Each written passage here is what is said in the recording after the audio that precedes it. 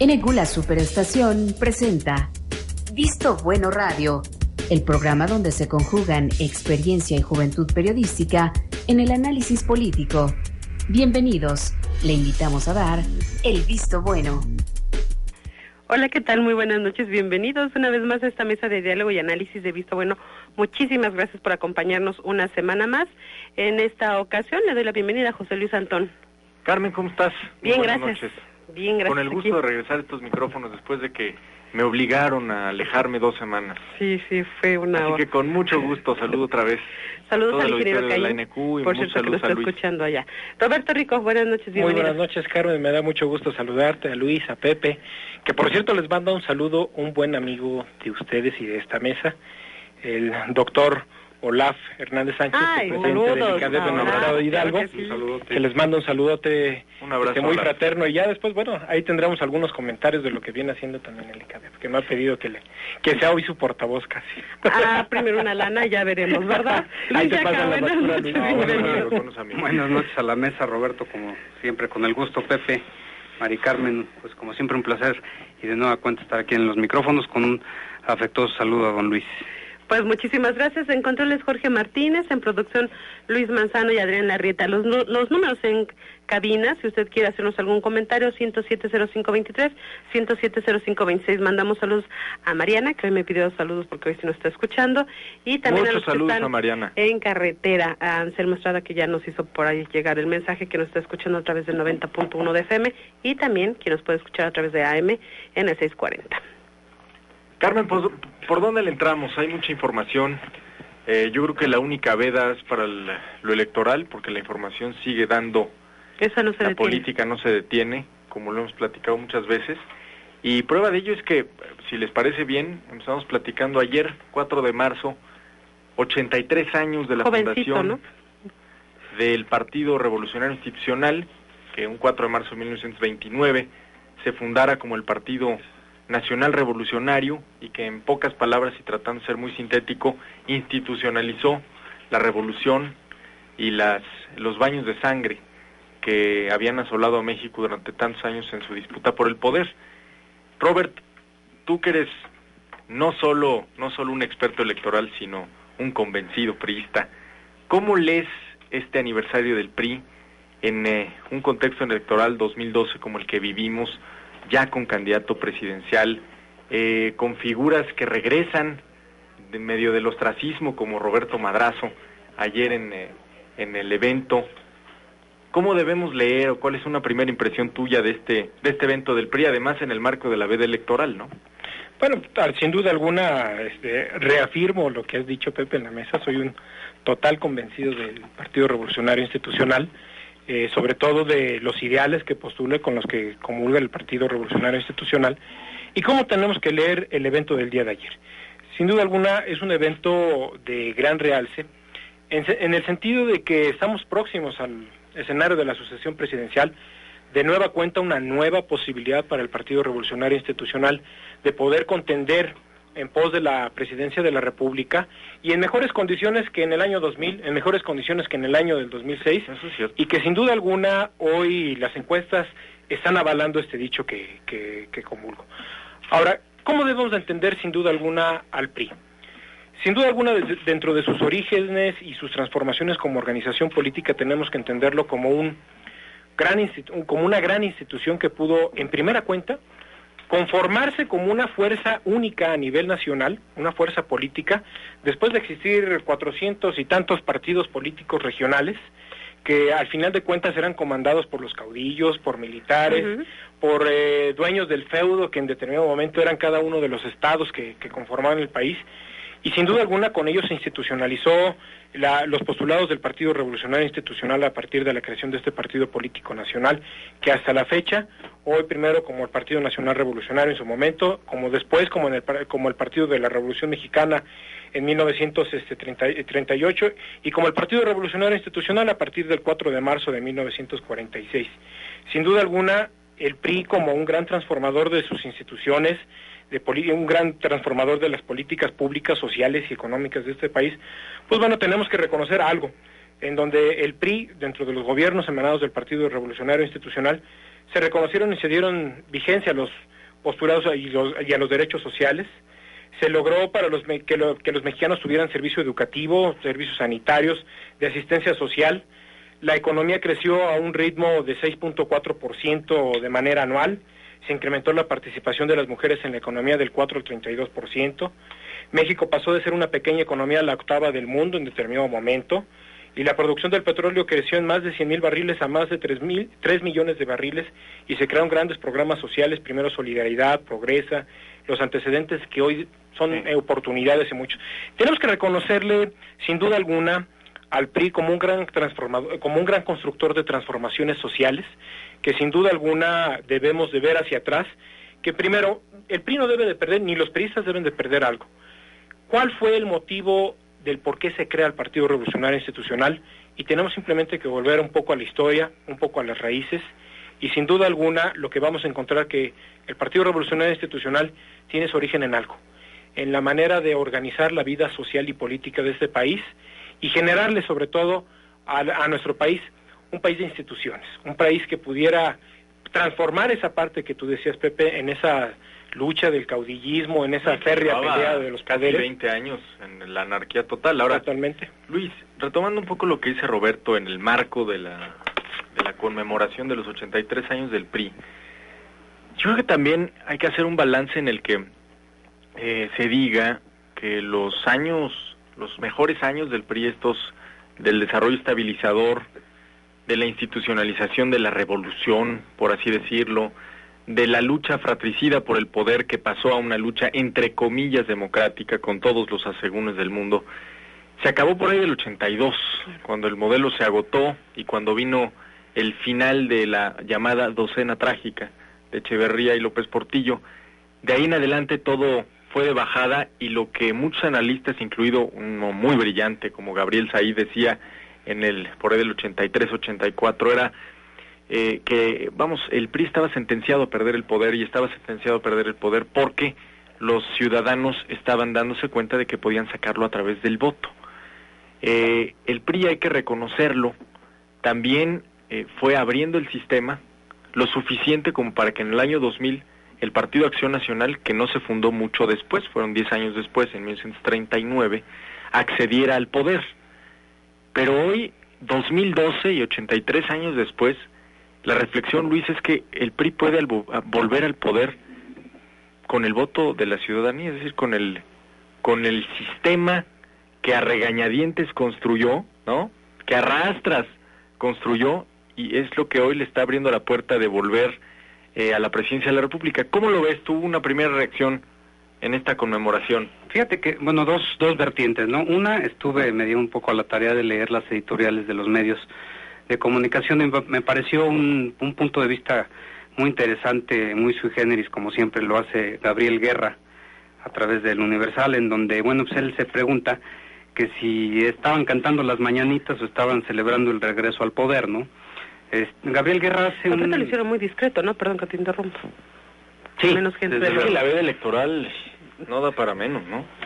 Sí, el recuento que hace Gabriel es en términos de lo que es, pues obviamente, la postura número uno, el tan esperado discurso de la fecha, sobre todo una fecha simbólica, que a todos, a propios y extraños, les llama la atención, como bien lo cita Roberto, y desde el punto de vista en términos de que, pues, el enunciado es, en términos del discurso de don Pedro Joaquín, decía, es hora de un cambio de estafeta.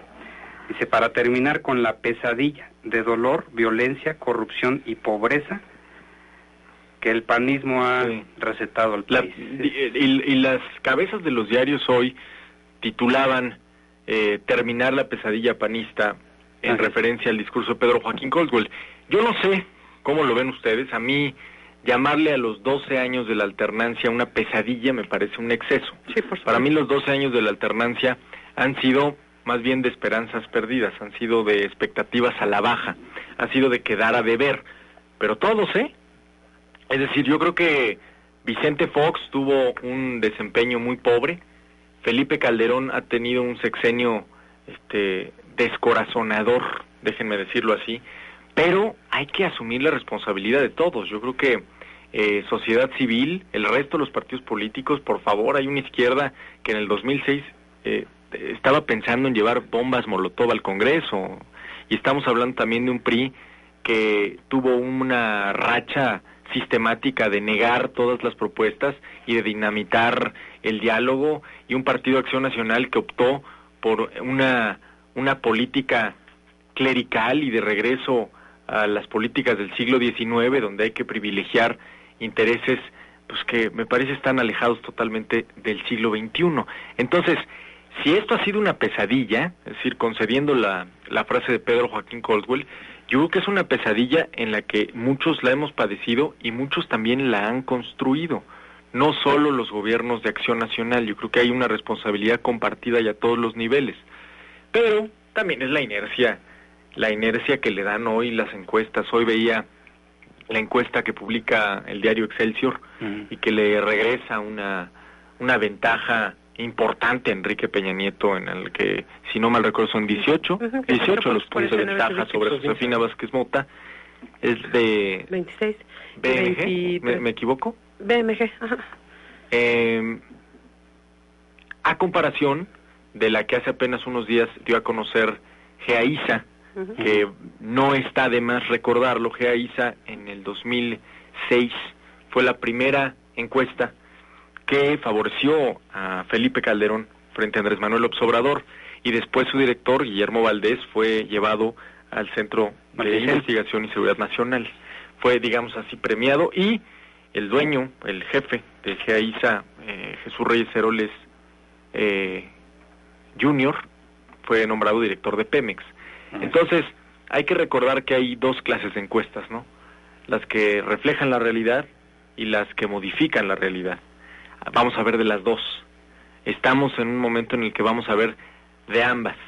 Yo creo que la primera, si uno retoma el ejercicio que hace Roy Campos, que es promediar todas las encuestas, más de 10 encuestas, veremos que hay una ventaja de aproximadamente 15 puntos de Enrique Peña Nieto, y que el gran reto, a mi juicio, de el PAN y del gobierno el día de hoy no es alcanzar a Peña, no es bajarlo, es hacer que el votante útil se olvide del López Obrador.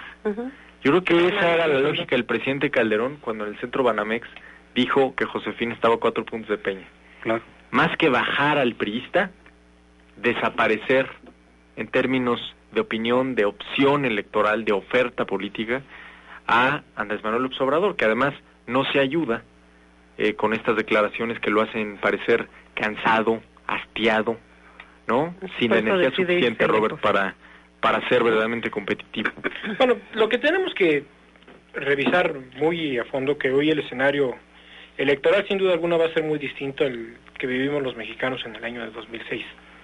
Sin duda alguna, el escenario de la polarización que posiblemente nos tocó en 2006, no lo volvamos posiblemente a ver ya en este proceso del 2012, sin duda alguna porque ya las diferencias están muy marcadas, porque el escenario ya no es una competencia entre una izquierda que es bastante complicada por la sinergia de grupos que se aglutinan al interior del Partido de la Revolución Democrática y la serie de presiones y de efectos que esto conllevan, aparte en la vida interior y en la vida exterior en la sociedad. Y por otro lado, pues el escenario de una competencia tan álgida, la inmersión del presidente de la República por apoyar a su partido político, en su momento Vicente Fox Quesada, para apoyar al PAN y tratar de sacar adelante a Felipe Calderón Hinojosa, y que sin duda alguna puso en riesgo el proceso electoral. Pues hoy tenemos que ver sin duda alguna cuál ha sido la contribución posiblemente del Partido Revolucionario Institucional dentro de ese lapso de 2 años. Si bien en la mesa no podemos compartir un tanto el discurso de Joaquín Caldwell, el presidente del Comité Ejecutivo Nacional del PRI, donde refiere que han sido posiblemente los 2 años una pesadilla. Posiblemente no sea una pesadilla, pero sí tenemos que por lo menos analizar y contextualizar, pues qué es lo que hemos recibido y qué es lo que hemos vivido y qué es lo que nos ha dado ese proceso de transición. Y lo que se esperaba. Y lo que se esperaba. Sin duda alguna, posiblemente en una parte nos quedan de ver, pero bueno, vamos creo que con el corte, Carmen. Así es, son las 8 de la noche con 18 minutos, vamos a hacer una pausa. Recuerda, estamos a través de www.elvistobueno.com. Hoy es lunes del Semanario Político de Hidalgo, El Visto Bueno, que ya está circulando en las principales ciudades del estado. Hacemos una pausa y regresamos con más de esta mesa de diálogo y análisis. No se desconecte de Visto Bueno Radio. En Visto Bueno Radio. Sigue con nosotros, son las 8 de la noche con 21 minutos. Recuerda, estamos en la mesa de diálogo de Visto Bueno. Si usted tiene algún comentario que hacernos, nuestras líneas de contacto 107-0523, 107-0526. Carmen, estamos platicando en el corte la relevancia que tienen las listas plurinominales que se han dado a conocer para el PAN y el Partido Revolucionario Institucional. ¿Por qué? Porque son los nombres que vamos a ver dominando en los congresos, en ambas cámaras, en el Senado y en la Cámara de Diputados, porque sin que esto sea excluyente, la verdad es que muchas veces los diputados y senadores plurinominales son los que conforman la burbuja. ¿Qué es la burbuja? Este pequeño grupo compacto y cerrado que decide todo lo que pasa y no pasa en los congresos, más algunos perfiles sobresalientes en el ámbito, entre los candidatos que se eligen por la vía de representación, de mayoría. Entonces, en este sentido, yo vi nombres muy interesantes que vale la pena comentar tanto en el PRI como en el PAN. En el PAN, por ejemplo, me parece vergonzoso, en verdad, que hayan optado por Fernando Larrazábal. Sí, claro. Como candidato a diputado federal. Lo premian después de que lo cobijaron y que no renunció, cuando todos ustedes, amigos radioescuchas, se acordarán, cuando su hermano Jonás Larrazábal iba a los casinos, incluyendo el Casino Royal, el trágico Casino Royal de Monterrey, a obtener una altísima rentabilidad por la venta de quesos de Oaxaca, ¿no? Que esperan además que la opinión pública no tenga dos dedos de frente. Claro. La inclusión de Fernando Larrazábal, en verdad, creo que prende focos rojos en el PAN de dónde está la brújula moral que por muchos años tuvo ese partido. En el PRI, la realidad es que se notó mucho el peso de la telebancada o de los intereses del duopolio televisivo. La inclusión de Arely Gómez, la hermana de Leopoldo Gómez, director de Noticieros Televisa, y de Tristán Canales, alto y poderoso ejecutivo de Televisión Azteca. Me parece que ya nos acostumbramos un poco a que los consorcios televisivos, en lugar de cabildear ante el Congreso, pues mejor tienen a sus legisladores, ¿no? Y el problema es que hacen a sus empleados legisladores y a sus legisladores empleados. Se acabó el outsourcing, ¿no? Ahí. Claro. ¿Para qué? ¿No? ¿Para qué cabildear si puedes tener a tus propios legisladores? Entonces, me parece que sí es de llamar la atención cuando inevitablemente, a mi juicio, va a haber un intento por revivir la llamada ley Televisa que se echó para atrás en hace algunos años por parte de la Corte, en el marco también de la muy urgente necesidad de revisar al menos los detalles de la normatividad electoral y de la reforma constitucional aprobada en 2007. Entonces, de llamar la atención, insisto, el PRI en contra, esta inclusión de la telebancada o de los nombres vinculados directamente a los consorcios. Por otra parte, hay que reconocerles que ningún exgobernador va en la lista plurinominal, si no me equivoco, al Senado. Ningún exgobernador, y mira que presionaron. Hablo de Ulises Ruiz, hablo de Mario Marín, del propio Humberto Moreira, ¿no? Que presionaron muy fuerte y al final del día le cerraron la puerta a todos. Entonces, vale la pena porque luego la gente dice, oye, ¿cómo es que llegó a la Cámara? ¿Cómo yo no voté ¿Por qué distrito está? Yo nunca voté. Bueno, es importante aclararle que en el caso de la Cámara hay 200 diputados electos por la vía de representación proporcional, y en el caso del Senado de la República hay 32 senadores que se eligen por esta vía. Entonces, de ahí salen, para que no nos sorprendan los nombres que vamos a ver son de las en listas, la Cámara. ¿no? Para que la gente sepa, son las listas que presentan los partidos políticos. Pues bueno, hasta el sindicato, el líder del ESME estaba, ¿no? Bueno, es que él está en todos lados. Por el otro partido, creo que por el PRD estaba. O sea, son de esas listas que a fin de cuentas a convenir a cada partido político para ponerlos ya sea en el 1 o en el 2, son los que seguro van a llegar dependiendo de la votación que alcancen y qué tanto les va a convenir para que estén en las cámaras para los intereses de cada partido político. Ha sido una bandera muy común el terminar con los plurinominales. Suena muy bonito, pues es como decir, y que se bajen los sueldos a la mitad. Pero es de esos deseos que, como decía Oscar Wilde, hay que tener cuidado porque puede que se nos cumplan. ¿Y qué pasa si un día de un plumazo se nos ocurre borrar los plurinominales. Bueno, pues el trabajo legislativo, créanme, va a decaer sensiblemente, porque son los que hacen la chamba, los que toman las decisiones y los que en muchos sentidos tienen la experiencia, amén de los que hoy participan, insisto, por la vía de mayoría, pero que son irónicamente una minoría, los que han tenido la experiencia parlamentaria.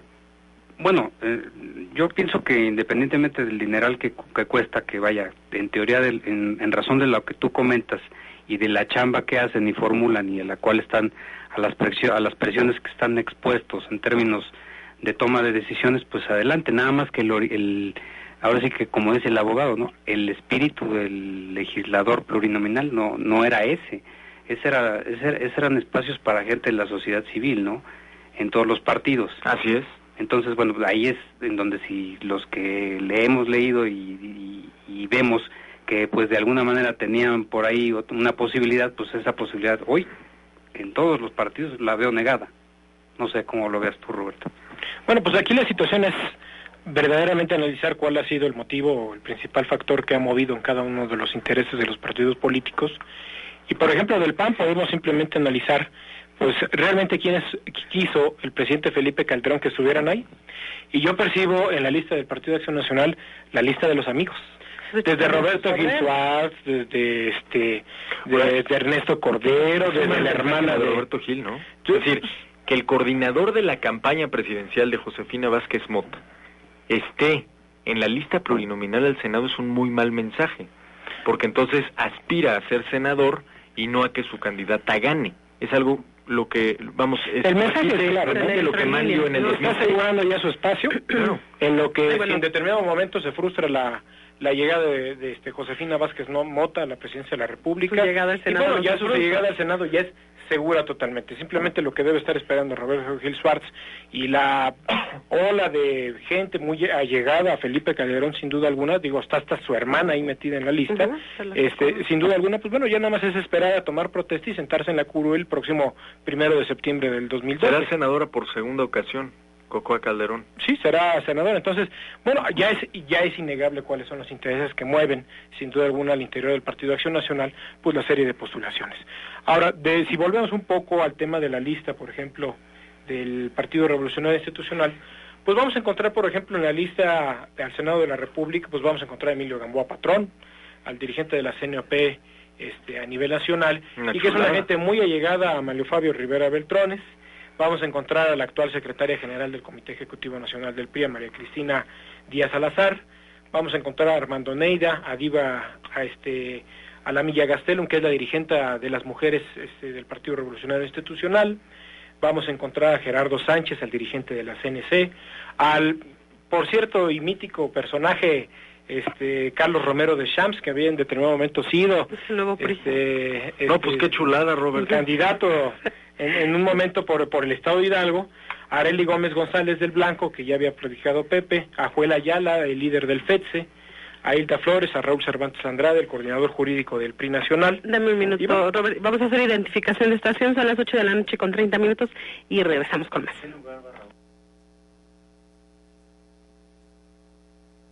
Estás escuchando XCNQ 640.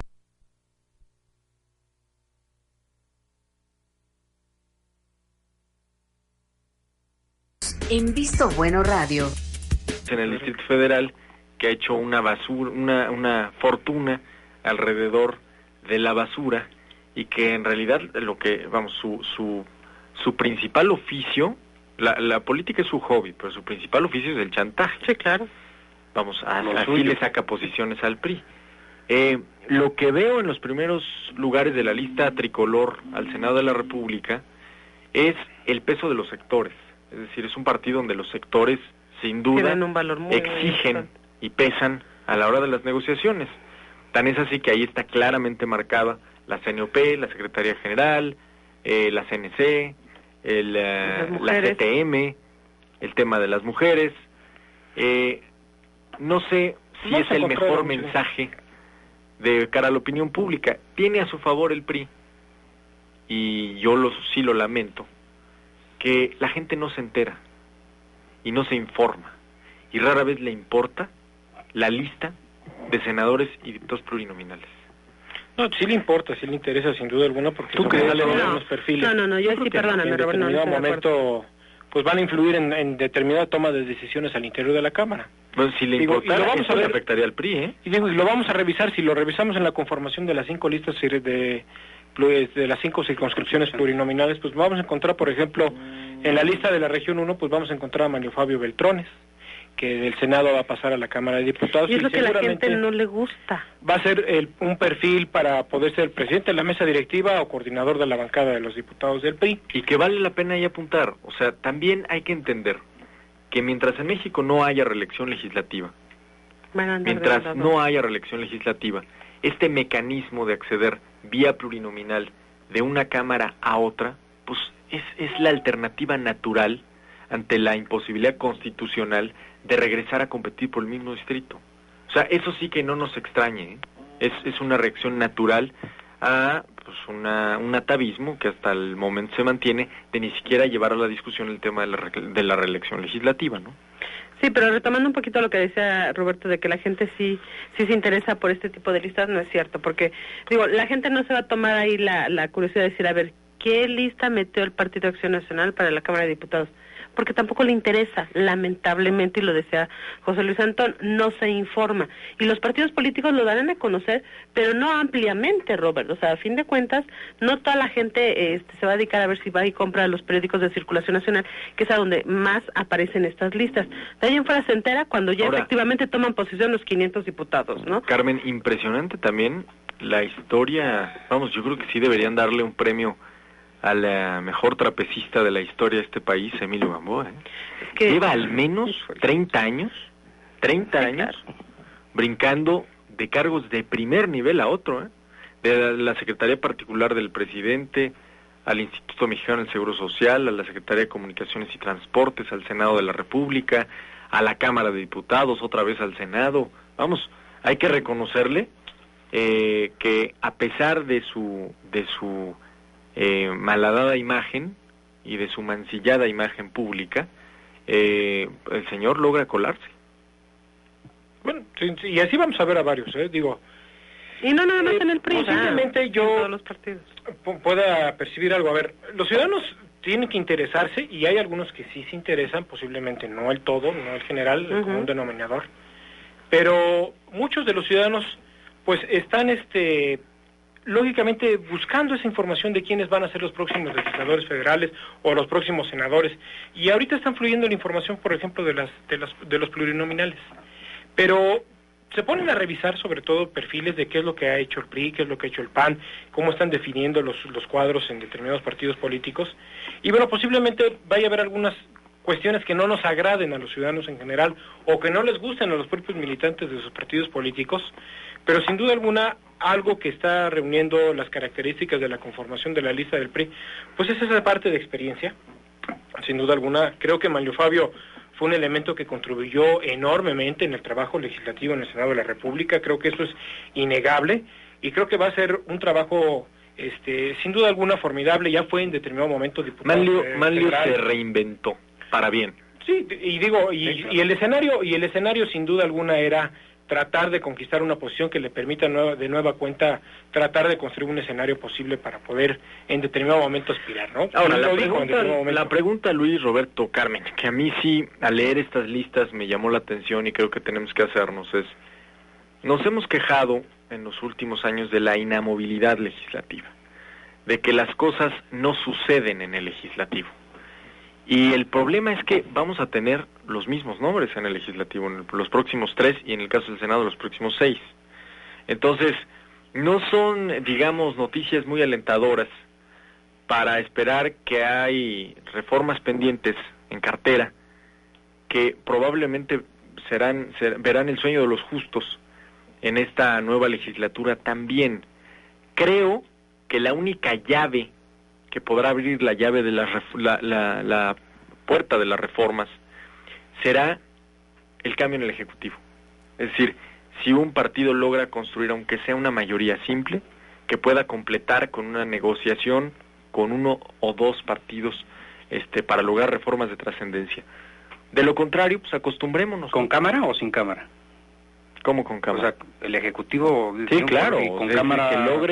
que logre una mayoría simple en ambas cámaras. No lo veo descabellado. No. Por cómo están las encuestas. Ahí hay un ejercicio, a ver si lo platicamos la próxima semana, muy interesante de Pepe Woldenberg con números. Pero, vamos, el escenario es posible. Y me parece que es el único escenario en el que podríamos esperar. No voy a decir que las cosas mejoren. Sería un poquito más saludable, pero sí ¿no? Cambien, ¿eh? No lo sé, Carmen. A ver, no sé si sería más saludable. Lo que sí te digo es que llevamos 12 años, no, 15, porque la mayoría se perdió en el 97 para Cedillo. Llevamos 15 años en los que todo mundo aplaude el tema de la discusión parlamentaria y la pluralidad y la diversidad de opiniones en la Cámara, pero el mundo nos pasó por encima, ¿eh? Así es. El futuro nos alcanzó. Son las 8:38 a.m. Vamos a hacer una pausa. Recuerde nuestras líneas de contacto 107-0523, 107-0526. Regresamos después de este corte. Hacemos una pausa y regresamos. En Visto Bueno Radio.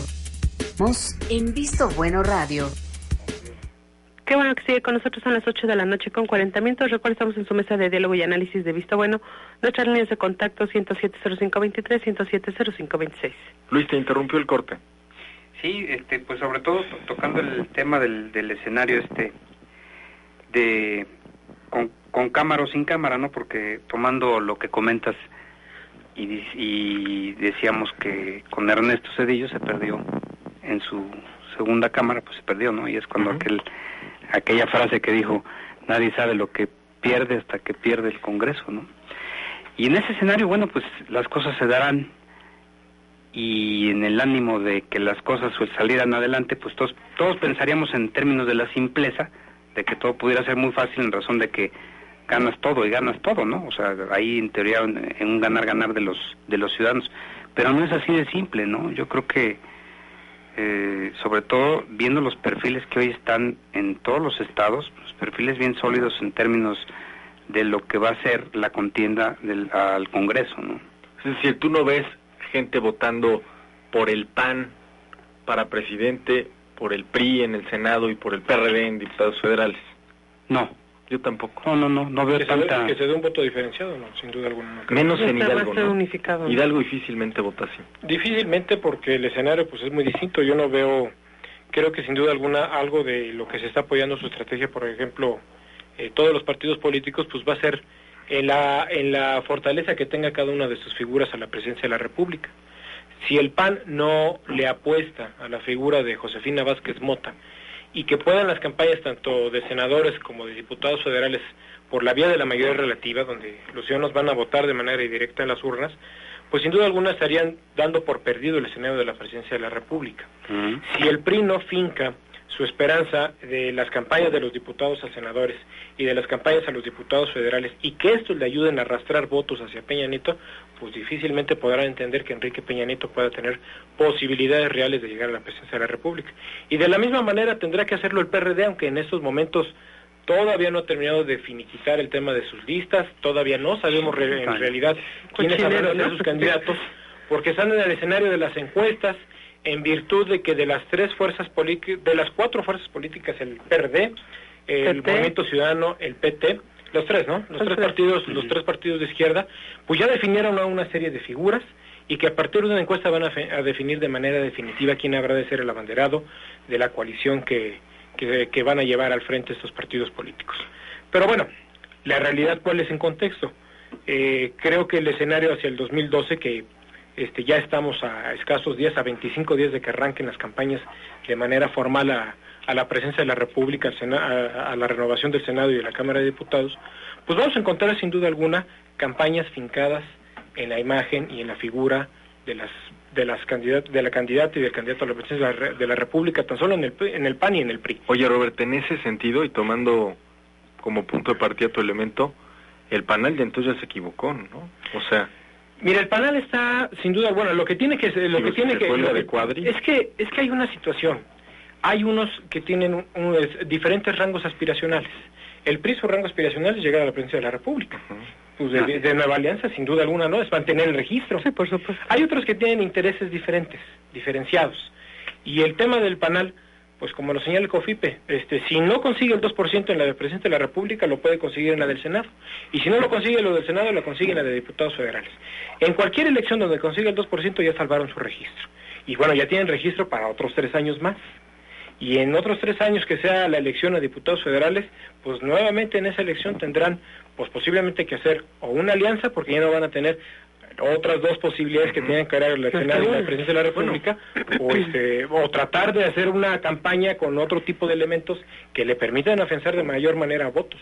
Al parecer, vamos, la estrategia que a mi juicio estaría siguiendo el Partido Nueva Alianza, con la postulación de un experto medioambiental como Gabriel Cuadri, es triangularle, es decir, hacerse de los votos del Partido Verde, ¿no? Yo creo que no. O sea, que el Verde sea tan identificado con el PRI, que el PANAL le robe la bandera medioambiental con un científico medioambiental. Ahí sí te la puedo creer. Si algo hay por ahí, uno de los temas interesantes entre la juventud y que podemos observar es el tema ecológico. Ellos van por ese tipo de voto.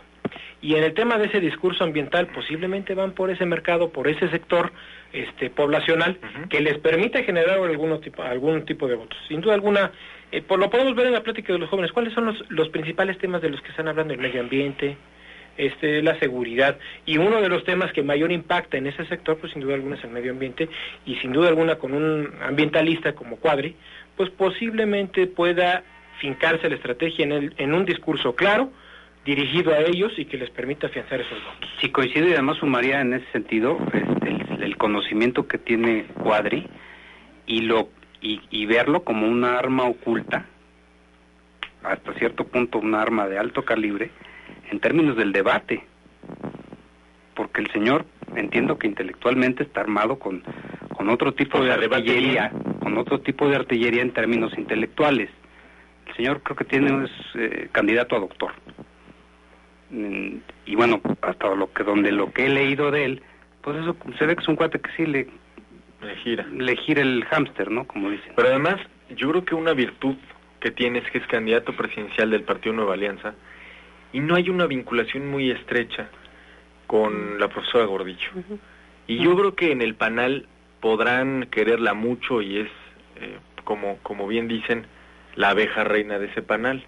Pero la verdad es que también hacen encuestas y debieron medir cuál de esos temas les daba más rentabilidad política y qué tanto tenía que alejarse de su fundadora y lideresa vitalicia y moral para ser competitivo electoralmente.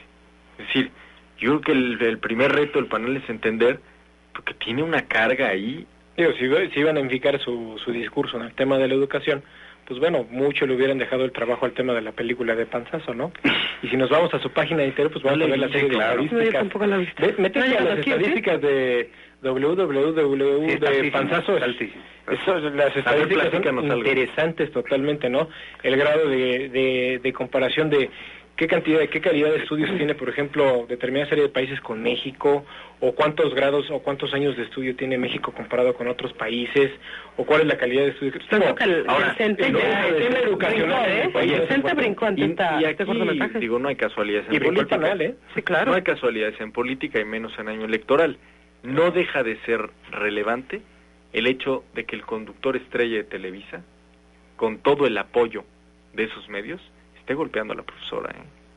Después, además de ese escarceo de la profesora con el gobierno federal. Vamos, yo nada más lo apunto y después de la ruptura con el PRI, no sé ustedes cómo lo vean, pero y el no deja de ser interesante. El repasón que le dio también el líder del PRI en su discurso, dentro de los puntos en donde llama de lo que se requiere en el país, enumera, dice, abatir el pervertido sistema educativo que es un simulacro de educación. O sea, bueno, se pudieron haber dado cuenta antes de pelearse con ella, ¿no? Digo, también en honor a la verdad. Pero igual y se dieron cuenta, pero no lo pudieron haber dicho hasta este momento. Bueno, también. O sea, no, bueno, pero sí, la película, bueno, no es un documental en realidad, pero sí está muy armado, está muy hecho para... Pues posiblemente estamos viendo en el escenario de lo que está pasando a la pandemia, lo que le pasó al PRI en el año 2000 con la película de la famosa Ley de Herodes, No sé si se acuerdan. Qué bombazo fue, ¿no? ¿Cuántos años quedó guardada esa película, no? En la Además que es divertidísimo. Gobernación. Sí, claro. 15, 20 años.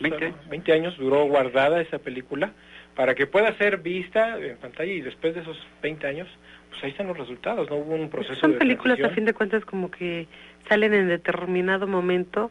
Esa de la ley de Herodes es fantástica. Bueno, la del infierno, o sea, no se puede perder, la que vio la ley de Herodes no se puede perder la película de infierno. O sea, no, claro. Son películas que han marcado mucho la política del país. Una reverencia. Y a fin de cuentas el cómo actúan los partidos políticos, llámese como se llame. Posiblemente en el tema del infierno estás viendo la política hecha en Tamaulipas, ¿no?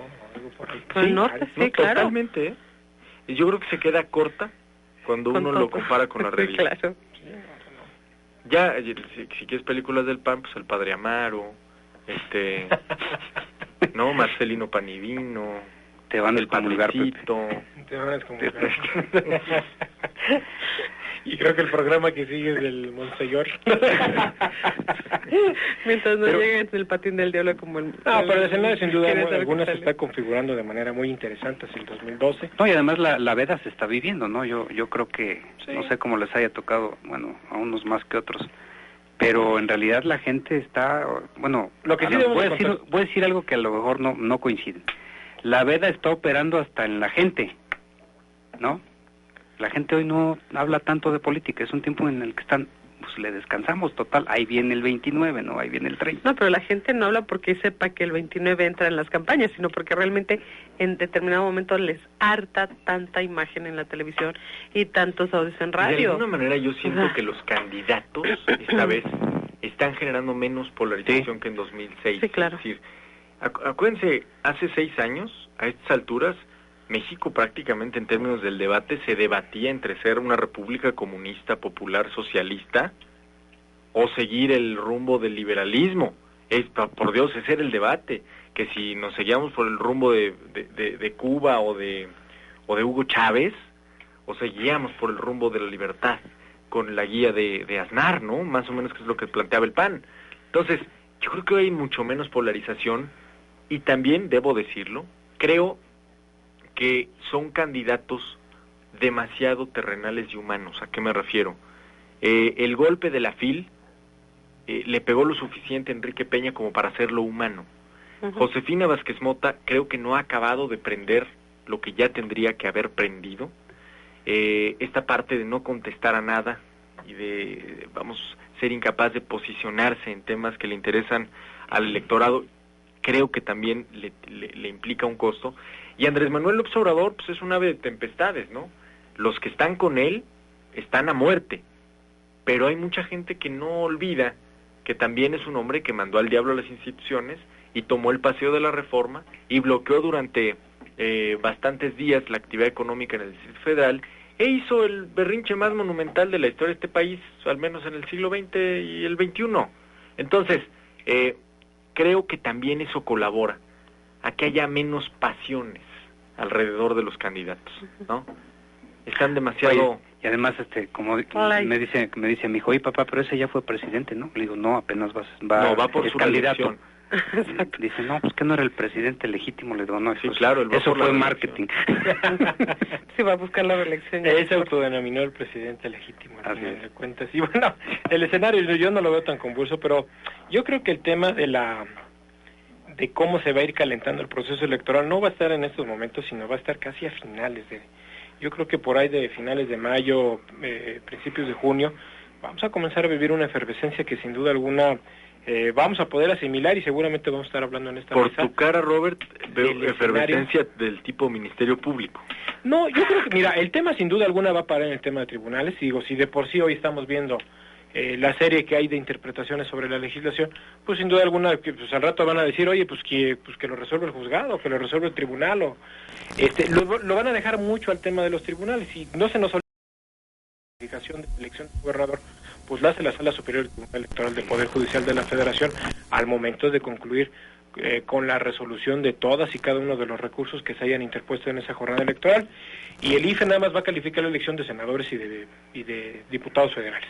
Entonces, bueno, el escenario que vamos a ver sin duda alguna va a parar en tribunales. yo no percibo que el PAN se vaya a quedar de las manos, si pierde la presidencia de la República, que se quede con las manos cruzadas, no, por supuesto, y que permita que llegue de manera muy cómoda Enrique Peña Nieto. Va a perder hasta el último ápice para tratar de recuperar algo de lo mucho que habrá de perder en el escenario de la competencia electoral. Pero bueno, vamos a ver qué sucede en los próximos meses cuando pues ahorita vemos una diferencia real de lo que, digo, Calderón decía que está a 7 puntos de Josefina Vázquez Mota de Enrique Peña Nieto. Pues no, realmente está a 7 puntos de distancia Andrés Manuel López Obrador de Josefina Vázquez Mota. Entonces, bueno, aquí el escenario va a ser muy complicado, no creo que quede así muy suavecito. La encuestitis va a estar y vamos a ver el escenario de los debates, que ya están definidos en el propio COFIPE, que va a haber una serie de debates de los candidatos a los presidentes de la República, y pues vamos a ver qué tan preparado tiene su discurso Josefina Vázquez Mota, que pues a las entrevistas que ha salido en el primer momento, pues simplemente les ha dado vuelta a los temas. Bueno, es un tema que, creo que no trae hasta este momento un plan de... Oye, en redes sociales le empezaron a decir Robotina Vázquez Mota. Pues bueno, es poco de lo mucho que han estado saliendo hasta caricaturas en los principales medios de circulación nacional, de la manera con la que se ha conducido Josefina Vázquez. Que también, digo, es un arma de doble filo para el PRI, porque en el momento en el que empiece con posicionamientos, pues es un argumento que se acaba, y se acaba de tajo, ¿no? Pero yo sí creo que es una llamada de atención para el equipo de Josefina, en el sentido de que tiene que mover o modificar en algo esa personalidad tan extremadamente glamurosa, cuidada, parsimoniosa, que aparenta en medios de comunicación, ¿no? Porque si uno de los argumentos centrales del PAN es que el PRI tiene un candidato vacío, poco ayuda una candidata que no se le ve sustancia, al menos que no la demuestre. Entonces, pues vamos, creo que entre unos y otros, el que pierde será el ciudadano si ambos no logran demostrar pues que tienen elementos, no solo con propuestas, porque mira, este país está sobrediagnosticado, sobrediagnosticado. Todos sabemos lo que hay que hacer, todos sabemos lo que le falta a este país. Nadie lo hace. La pregunta es, ¿cómo logramos, cómo construimos un gobierno que implemente esa agenda de cambios, implemente esa agenda de gobierno? Lo que debe de percibir, sin duda alguna, la ciudadanía de frente, pues posiblemente la contribución de cada uno de esos actores a la vida política nacional. Y lo que debe de tener mejor referencia, si quieren buscar en Andrés Manuel López Obrador, pues tendrán que tener la referencia de cómo gobernó la Ciudad de México en su periodo, o cómo gobernó o cómo en determinado momento contribuyó Josefina Vázquez Mota como secretaria de Educación y como secretaria de Desarrollo Social, si verdaderamente trabajó en ese entorno, y cómo fueron los resultados de Enrique Peña Nieto y la serie de compromisos que se cumplió. Yo voy más por la efectividad y la capacidad de gobernar que por la manera de cómo se dirigen, de cómo se conducen y de qué es lo que me proponen. Si realmente, como señalas, Pepe, el país está sobrediagnosticado, pues bueno, de ese diagnóstico, ¿quién va a emprender, sin duda alguna, la ruta para tratar de arreglarlo? ¿Vieron la habilidad de mi amigo Roberto Rico para influir en la decisión del votante sin que pueda ser sancionado por la legislación? Eso es algo impresionante. Yo me pongo de pie, Roberto. Carmen. Pues el tiempo se ha terminado, son las 8 de la noche con 50. Oye, quiero mandar un saludo, por favor, a Lulú Pérez y a Cecilia Sánchez, que nos escuchan en San Javier. Muchísimas gracias. A mis amigos les mando un abrazo. Y gracias, en verdad, a todos los que nos escucharon. Un saludo al ingeniero Luis Caim, sin duda alguna. Un saludo a Luis. Le mandamos un abrazote en donde se encuentre. Aquí. Luis Yaca, muchas gracias. Gracias, Carmen, gracias a la mesa. Pues le agradecemos a Jorge Martínez, a Luis Manzano, a Adriana Rita en producción, pero a usted principalmente, que nos hizo favor de escucharnos y de acompañarnos en una mesa más de diálogo y análisis de visto bueno. Muchas gracias, que tenga excelente inicio de semana y nos estamos escuchando el próximo lunes en punto de las 8 de la noche. Que tenga buena noche, gracias.